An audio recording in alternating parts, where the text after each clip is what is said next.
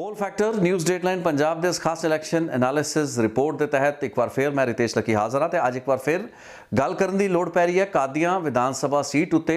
सारे जानते हैं कि फतेह जंग सिंह बाजवा कांग्रेस के सिटिंग विधायक MLA कादियां सीट तो प्रताप सिंह बाजवा जो कि राज्य सभा के मैंबर पार्लीमेंट ने उन्होंने छोटे भरा भी है ने फतेह जंग सिंह बाजवा भारतीय जनता पार्टी भी शामिल हो जाते हैं। तो इस बहुत ही वड्डे सियासी बदलाव कारण कादियां सीट के जोड़े समीकरण ने वह भी काफ़ी हद तक बदल जाते हैं।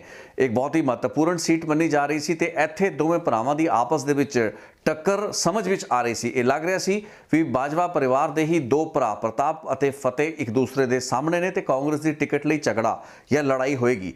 लेकिन इस सारी गलबात नूं विराम दंदियां होया फतेह जंग सिंह बाजवा ने भारतीय जनता पार्टी विच रस्मी तौर पर शामिल होने का फैसला लैके इस सीट उत्ते लड़ाई नूं एक नवा मोड़ा देता है। तो यह भी गल काफ़ी हद तक स्पष्ट हो चुकी है भी प्रताप सिंह बाजवा ही हुण कांग्रेस वालों इत्थों चोण लड़नगे, क्योंकि बहुत ही मजबूत कैंडीडेट भी ने।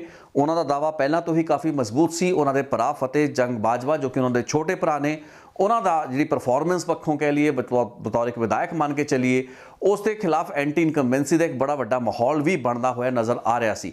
इन्हां हालातों के विच परिवार वालों या दोवें भरावां वालों एक दूसरे के प्रति कोई भी समझ दोबारा नहीं दिखाई गई। इस तो पहला भी कई मौके इस सीट उत्ते आए ने। 2012 का वह मौका जदों कि फतेह बाजवा इस सीट लई बड़ा मजबूत दावेदार सी, लेकिन उन्होंने भरजाई चरणजीत कौर बाजवा जो कि प्रताप बाजवा की धर्म पत्नी ने उन्होंने टिकट दे के कांग्रेस ने इत्थों लड़वाया तो वह चोण जिते भी।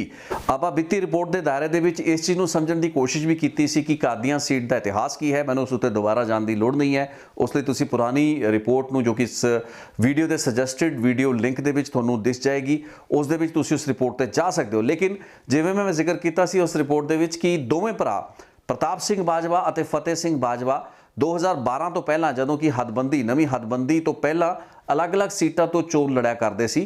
फतेह बाजवा ने ਜਿਹੜੇ दो इलैक्शन लड़े बैक टू बैक तो हारे कैप्टन बलबीर सिंह वाट तो वो श्री हरगोबिंदपुर सीट तो सही। हरगोबिंदपुर की जी सीट है वो एक रिजर्व सीट हो जाती है 2007 तो बाद 2012 तो पहला। सो इस सीट उत्ते दोवें भरावां दा या बाजवा परिवार का दावा खत्म हो जाता है। इत्थों एक SC कैंडीडेट ने ही चोण लड़नी होंदी है। सो श्री हरगोबिंदपुर सीट जित्थों की फतेह बाजवा नूं प्रताप बाजवा ने अपने छोटे भरा फतेह बाजवा नूं अगे तोड़ रखिया सी। दो इलैक्शन वो कैप्टन बलबीर सिंह बाठ अकाली दल के उम्मीदवार तो बैक टू बैक हारे।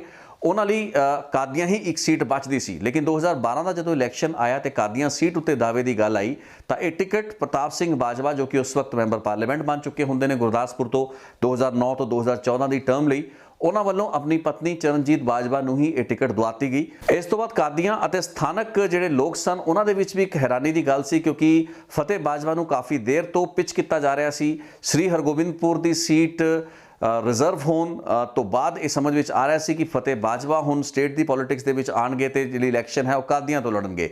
लेकिन इत्थे प्रताप बाजवा ने अपनी पत्नी नूं टिकट दवा के चरणजीत बाजवा नूं MLA बनाता। फतेह बाजवा का जिहड़ा चांस सी वो जांदा रहा तो 2017 का जो मौका आया उस मौके पर फतेह बाजवा नूं टिकट मिली तो वह इत्थों जित के कांग्रेस के विधायक बनते हैं। लेकिन 2022 के विच जिवें ही प्रताप बाजवा वालों तकरीबन 3 हफ्ते पहला ऐलान किया गया सी कि वह हुण अपनी कर्म भूमि जिसनों उन्होंने क्या कादियां विच लौट रहे हैं, तो साफ हो गया भी प्रताप सिंह बाजवा जिहड़े हैगे ने वो हुण कादियां तो ही इलैक्शन लड़नगे। तो उन्होंने जो कद बुत है जिस तरीके का प्रभाव प्रताप बाजवा का है उसके सामने फतेह बाजवा की चुनौती टिकती नहीं सी। सो फतेह बाजवा जो कि एक बहुत वड्डी भरवीं रैली उन्होंने वालों हाल ही में की गई नवजोत सिंह सिद्धू नूं सद्दिया गया। नवजोत सिंह सिद्धू की जिहड़ियां रैलियां की शुरुआत होंदी है उस दे विच सब तो वड्डी रैलियां दे विच उसनूं मन्निया जाता है। एक बहुत बड़ा झटका आप समझिए व्यक्तिगत तौर पर नवजोत सिंह सिद्धू लिए भी मन्निया जा सकता है, क्योंकि एक अजिहा MLA जो कि एड्डी वड्डी रैली करा रहा है अपने इलाके दे विच पिचिंग कर रहा है, लेकिन उसदे ही भरा वालों आके दावा पेश करता गया कि हुण इस सीट उत्ते मैं लड़ना है। ये एक आम समझ है कि कादियां सीट उत्ते बाजवा परिवार का जिहड़ा दावा है वह पहला तो ही मजबूत रहा है। रिवायती तौर पर दोवें भरावां दे विचों कोई भी इत्थों 2012 तो पहले इलैक्शन नहीं लड़दा आया। श्री हरगोबिंदपुर तो फतेह ने जो इलैक्शन लड़ियां तो प्रताप सिंह बाजवा की जी अपनी सीट होया करती सी वो कानूआ सीट होया करती सी, जितों कि 2002 तो 2007 के विच बैक टू बैक जितते हैं। सो प्रताप सिंह बाजवा कानूआ तो लड़िया करते सन जो कि एक डी रिजर्व सीट सी। सो उन्होंने वालों भी हल्का बंदी तो बाद जे आना सी स्टेट पॉलिटिक्स के विच एक विधायक का इलैक्शन उन्होंने वालों लड़ाया जाना सी जो 2012 में ही पॉसीबल होना सी, तो वह भी कादियां की ही सीट उत्ते आना सी। लेकिन क्योंकि उस वक्त मैंबर पार्लीमेंट सन इस वास्ते वो सबब नहीं बनया ਉਹਨਾਂ ਨੇ ਆਪਣੀ ਪਤਨੀ ਨੂੰ ਅੱਗੇ ਕਰਕੇ ਟਿਕਟ ਦਵਾ ਕੇ ਇਲੈਕਸ਼ਨ ਲੜਵਾ ਕੇ ਉਸ ਨੂੰ ਐਮਐਲਏ ਬਣਵਾਇਆ।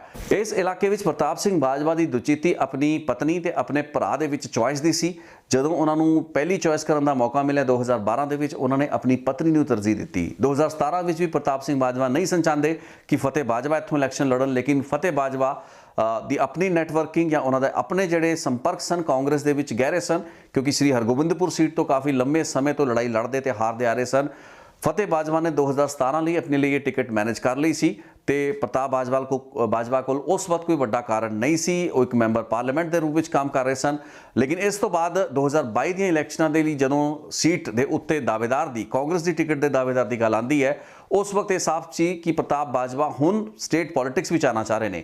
ਹੈਰਾਨੀ ਦੀ ਤੇ ਇਤਫਾਕ ਦੀ ਗੱਲ ਤਾਂ ਇਹ ਹੈ ਕਿ ਅੱਜ ਤੋਂ ਕੁਝ ਮਹੀਨੇ ਪਹਿਲਾਂ ਤਾਂ ਕੈਪਟਨ ਅਮਰਿੰਦਰ ਸਿੰਘ ਤੇ ਫਤਿਹ ਬਾਜਵਾ, ਜੋ ਕਿ ਕੈਪਟਨ ਅਮਰਿੰਦਰ ਸਿੰਘ ਦੇ ਨਾਲ ਉਸ ਵਕਤ ਵੀ ਖੜੇ ਰਹੇ ਜਦੋਂ ਕਿ ਪ੍ਰਤਾਪ ਸਿੰਘ ਬਾਜਵਾ ਵੱਲੋਂ ਇੱਕ ਤੋਂ ਬਾਅਦ ਇੱਕ ਬਿਆਨ ਛੱਡੇ ਜਾਂਦੇ ਰਹੇ, ਕੈਪਟਨ ਅਮਰਿੰਦਰ ਸਿੰਘ ਨੂੰ ਟਾਰਗੇਟ ਕੀਤਾ ਜਾਂਦਾ ਰਿਹਾ ਜਾਂ ਫਿਰ ਕੈਪਟਨ ਅਮਰਿੰਦਰ ਸਿੰਘ ਨੇ ਮੁੜ ਕੇ ਪ੍ਰਤਾਪ ਬਾਜਵਾ ਉੱਤੇ ਇਲਜ਼ਾਮ ਲਾਏ। ਸੋ ਇਸ ਨੂੰ ਆਪਾਂ ਸਿਆਸਤ ਦੇ ਉਹ ਅਜੀਬ ਰੰਗ ਹੀ ਕਹਾਂਗੇ ਵੀ ਕਿਤੇ ਦਾ ਕੁਝ ਮਹੀਨੇ ਪਹਿਲਾਂ ਕੈਪਟਨ ਅਮਰਿੰਦਰ ਸਿੰਘ ਪ੍ਰਤਾਪ ਬਾਜਵਾ ਤੇ ਇਹ ਇਲਜ਼ਾਮ ਲਾ ਰਹੇ ਸਨ ਵੀ ਤੁਹਾਨੂੰ ਜਿਹੜੀ ਸੁਰੱਖਿਆ ਦਿੱਤੀ ਗਈ ਹੈ ਕੇਂਦਰ ਵੱਲੋਂ ਕਿਵੇਂ ਦਿੱਤੀ ਗਈ ਹੈ, ਕੋਈ ਕਾਰਨ ਨਹੀਂ ਤੁਹਾਨੂੰ ਸੁਰੱਖਿਆ ਦੇਣ ਦਾ। ਉਹਨਾਂ ਨੇ ਖੁਦ ਆਪਣੀ ਸੁਰੱਖਿਆ ਜਿਹੜੀ ਸਟੇਟ ਦੀ ਸਿਕਿਉਰਿਟੀ ਸੀ ਉਹ ਵਾਪਸ ਪ੍ਰਤਾਪ ਬਾਜਵੇ ਤੋਂ ਲੈ ਲਈ ਸੀ ਤੇ ਪ੍ਰਤਾਪ ਬਾਜਵੇ ਦੇ ਉੱਤੇ ਕਟਾਕਸ਼ ਕੀਤੇ ਸੀ ਵੀ ਤੁਹਾਨੂੰ ਕੇਂਦਰ ਦੇ ਵਿੱਚ ਕਿਹੜੇ ਤੁਹਾਡੇ ਸ਼ੁਭ ਚਿੰਤਕ ਬੈਠੇ ਤੁਹਾਨੂੰ ਇਸ ਤਰੀਕੇ ਦੀਆਂ ਸੁਰੱਖਿਆਵਾਂ ਦੇ ਰਹੇ ਨੇ।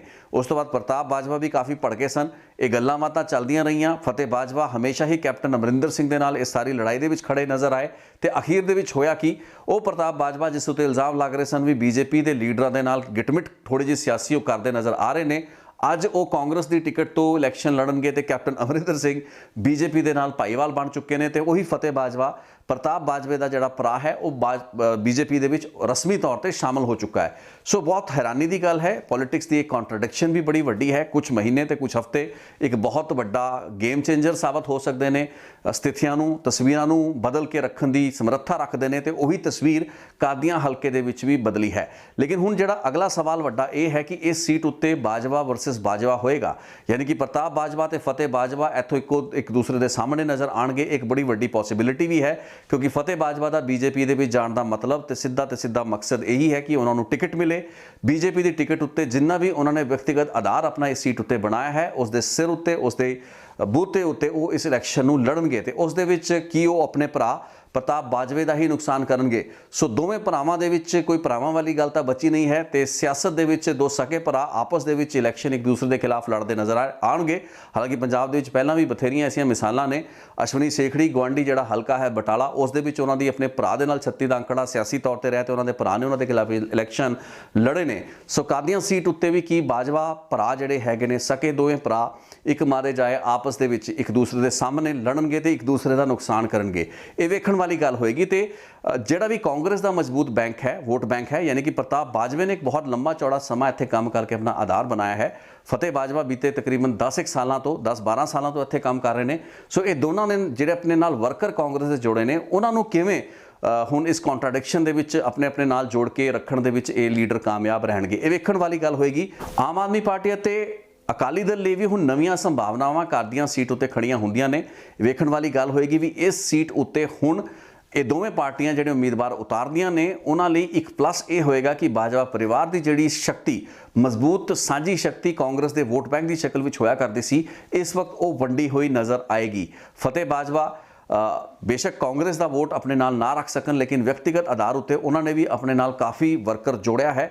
ਬੀਤੇ ਤਕਰੀਬਨ 12-14 ਸਾਲਾਂ ਦੇ ਵਿੱਚ ਕਾਫੀ ਉਹਨਾਂ ਨੇ ਕੰਮ ਇੱਥੇ ਕੀਤਾ ਹੈ ਤੇ ਇੱਥੋਂ ਦੇ ਲੋਕ ਉਹਨਾਂ ਦੇ ਨਾਲ ਵੀ ਪਿੱਛੇ ਖੜੇ ਨੇ। ਸੋ ਕਾਂਗਰਸ ਦਾ ਜਿਹੜਾ ਵੋਟ ਬੈਂਕ ਹੈ ਇਸ ਸੀਟ ਉੱਤੇ ਟੁੱਟਣਾ ਲਾਜ਼ਮੀ ਹੈ। ਲੇਕਿਨ ਪ੍ਰਤਾਪ ਬਾਜਵਾ ਇੱਕ ਬਹੁਤ ਹੀ ਸੀਨੀਅਰ ਲੀਡਰ ਨੇ, ਕਦਾਵਰ ਲੀਡਰ ਨੇ ਤੇ ਮਾਝੇ ਦੇ ਇੱਕ ਬਹੁਤ ਹੀ ਵੱਡੇ ਲੀਡਰ ਮੰਨੇ ਜਾਂਦੇ ਨੇ। ਸੋ ਉਹਨਾਂ ਵੱਲੋਂ ਜੇ ਆਪਣੀ ਰਾਜ ਸਭਾ ਦੀ ਸੀਟ ਛੱਡ ਕੇ ਇੱਥੋਂ ਇਲੈਕਸ਼ਨ ਲੜਾਇਆ ਜਾਂਦਾ ਹੈ ਤਾਂ ਉਹਨਾਂ ਦੇ ਪ੍ਰਤੀ ਜਿਹੜੀ ਲਾਇਲਟੀ ਹੈ ਇੱਥੋਂ ਦੇ ਵੋਟਰਾਂ ਦੀ, ਉਹ ਵੀ ਇੱਕ ਬਹੁਤ ਵੱਡਾ ਵੇਖਣ ਵਾਲਾ ਫੈਕਟਰ ਰਹੇਗੀ। ਸੋ ਹੁਣ ਸਥਿਤੀ ਤੇ ਪੂਰੀ ਦੀ ਪੂਰੀ ਲੜਾਈ ਹੈ, ਜਿਹੜੀ ਜੰਗ ਹੈਗੀ ਇਸ ਮੈਦਾਨ ਕਾਦੀਆਂ ਜਿਸ ਨੂੰ ਆਪਾਂ ਕਿਹਾ ਹੈ, ਉਹ ਬਹੁਤ ਹੀ ਦਿਲਚਸਪ ਹੋਣ ਜਾ ਰਹੀ ਹੈ ਕਿਉਂਕਿ ਭਰਾਵਾਂ ਦੀ ਆਪਸ ਦੇ ਵਿੱਚ ਲੜਾਈ ਹੈ। ਦੋ ਭਰਾਵਾਂ ਦੀ ਇਸ ਲੜਾਈ ਦੇ ਵਿੱਚ ਕੀ ਕੋਈ ਭਰਾ ਬਾਜ਼ੀ ਮਾਰੇਗਾ, ਕੀ ਵੱਡਾ ਭਰਾ ਛੋਟੇ ਭਰਾ ਨੂੰ ਪਟਕਣੀ ਦੇਵੇਗਾ ਜਾਂ ਫਿਰ ਦੋਵੇਂ ਭਰਾਵਾਂ ਦੇ ਹੱਥੋਂ ਜਿਹੜੀ ਬਾਜ਼ੀ ਹੈ ਉਹ ਕੋਈ ਤੀਸਰਾ ਹੀ ਉਮੀਦਵਾਰ ਜਾਂ ਪਾਰਟੀ ਲੈ ਕੇ ਜਾਏਗੀ। ਇਹ ਵੇਖਣ ਵਾਲੀ ਗੱਲ ਹੋਏਗੀ, ਲੇਕਿਨ ਕਾਦੀਆਂ ਦੀ ਲੜਾਈ ਜਾਂ ਜਿਹੜੀ ਫਾਈਟ ਹੈ ਉਹ ਬਹੁਤ ਹੀ ਇੰਟਰਸਟਿੰਗ ਹੋਣ ਵਾਲੀ ਹੈ। ਸੋ ਸਟੇ ਟਿਊਨਡ, ਆਉਣ ਵਾਲੇ ਦਿਨਾਂ ਦੇ ਵਿੱਚ ਹੋਰ ਅਪਡੇਟਸ ਲੈ ਕੇ ਤੁਹਾਡੇ ਸਾਹਮਣੇ ਪੋਲ ਫੈਕਟਰ ਦੇ ਵਿੱਚ ਫੇਰ ਹਾਜ਼ਰ ਹੋਵਾਂਗਾ। ਬਹੁਤ ਬਹੁਤ ਧੰਨਵਾਦ ਇਸ ਰਿਪੋਰਟ ਨੂੰ ਵੇਖਣ ਲਈ।